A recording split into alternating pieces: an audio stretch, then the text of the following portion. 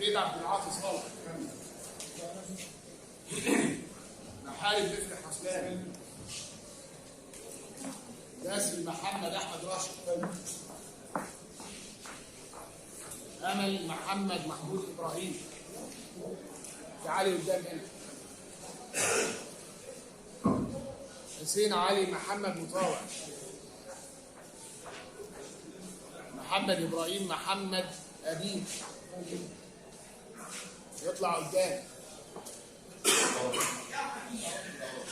أسامة محمد مصطفى أحمد، أحمد محمد مصطفى أحمد، يحيى محمد عباس دقياني، علي سعد علي نويدي، محمد أحمد عبد العزيز مصطفى،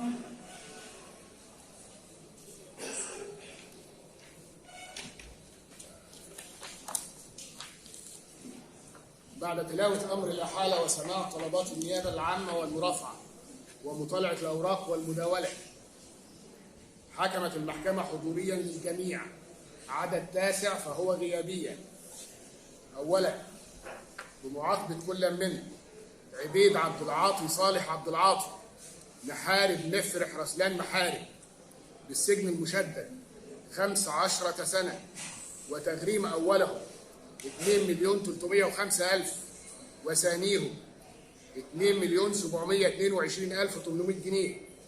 ثانيا، بمعاقبة كل من باسل محمد أحمد راشد، أمل محمد محمود إبراهيم، حسين علي محمد مطاوع، يحيى محمد عباس فرج صدقة بالسجن المشدد لمدة 7 سنوات، وتغريم أوله 65,875 جنيه، وثانيتهم 65,500 جنيه، وثالثهم 65,000، وآخرهم 1,000 جنيه عما أسند إليه.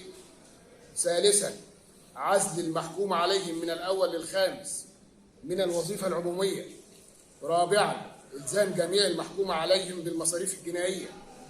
خامسا، إعفاء كل من محمد إبراهيم محمد قابيل، أسامة محمد مصطفى أحمد عبد الله، أحمد محمد مصطفى أحمد عبد الله، علي سعد نويدي، محمد أحمد عبد العزيز مصطفى الحج من العقاب.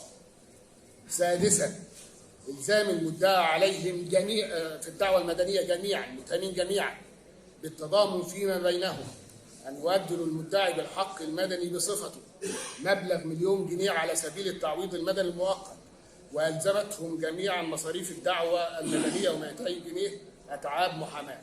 رفعت الجلسة. السلام عليكم. لا تنسوا الإعجاب بالفيديو والاشتراك في القناة تشجيعا لنا لنستمر بنشر المزيد إن شاء الله.